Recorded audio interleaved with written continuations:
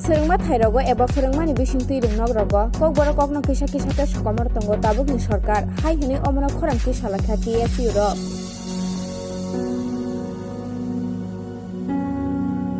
Abu Dibagi TSC Roktini Malanya Thanga School Education Department ni Director by Fiaba Bokubur Shabung Klai Tongmo Bagai TSC Rok Malaka Special Duty Otongnai Kajal Kumar Bumik by The Special Officer Shaka Obonote Dakino School Education Department by Kok Shalaizak na Hinai. আপনারা ভালো করে জানেন আমরা TSC যারা রয়েছে আমরা ত্রিপুরা স্টুডেন্টের সবসময় তাদের সমস্যা নিয়ে আন্দোলন করে থাকি এবং প্রতিনিয়ত তাদের সমস্যাগুলো নিয়ে আমরা কথা বলে থাকি। তো এটাও আপনারা ভালো করে জানেন যে ককবরক ভাষার জন্য বা ককবরক ভাষাকে সরকারি ভাষা হিসেবে স্বীকৃতি একমাত্র বিগত যেটা সরকার ত্রিপুরা রাজ্যে ছিল যে 1989 সালের 19শে জানুয়ারি ককবরক ভাষাকে সরকারি ভাষা হিসেবে স্বীকৃতি একমাত্র রাজ্যের বামফ্রন্ট সরকারে এটা দিয়ে গিয়েছে। তো ওই সময়কাল থেকেই কিন্তু স্কুল কলেজ স্কুলগুলোতে কেবিটি ককবরক টিচার নিয়োগ করা হয়েছিল। কিন্তু দেখা গেছে কি যারা এই ককবরককে ভালোবেসে যারা আমরা বিগত সরকার বা টিএসসিও আমাদের যে দীর্ঘদিনের আন্দোলন এটা আমরা সাকসেসফুল করতে পেরেছিলাম, কিন্তু হঠাৎ করে বিগত বছর 4 বছরে আমরা দেখতে পেলাম বিদ্যাজ্যোতি নামে একটা প্রকল্প, যে প্রকল্পের মাধ্যমে কিনা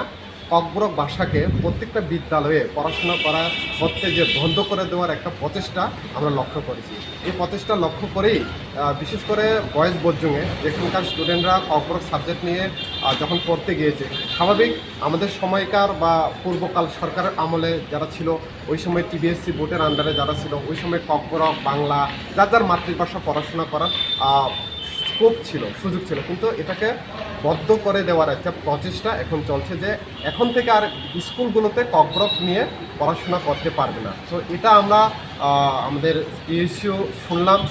ছাত্রগুলোর সমস্যা শুনলাম, এই শুনেই আজকে আমরা এখানে ডাইরেক্টর অফিসে এলাম। ডাইরেক্টর অফিসের সঙ্গে দেখা করার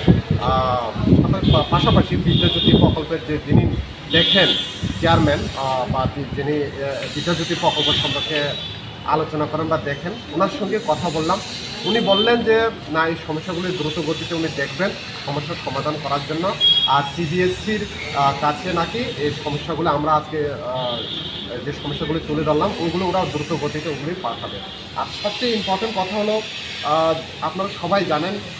যে আমরা টিএসসিও বিগত দিনেও যেভাবে আমাদের ককবরক ভাষা মাতৃভাষাকে জন্য সংগ্রাম এক্স শিডিউলে অন্তর্ভুক্ত করার জন্য সংগ্রাম আমরা চালিয়ে আসছিলাম, কীভাবে স্কুল থেকে বাদ দেওয়া যায় এই যে প্রচেষ্টা চালাচ্ছে বর্তমানে যে সরকার, এটার আমরা তীব্র বিরোধিতা করছি এবং পরবর্তী সময়ে যদি এটা না হয় তার জন্য আমরা একটা বৃহত্তর আন্দোলনে যাওয়ার জন্য আমরা প্রস্তুতি গ্রহণ করছি টিএসসিও গতভাবে।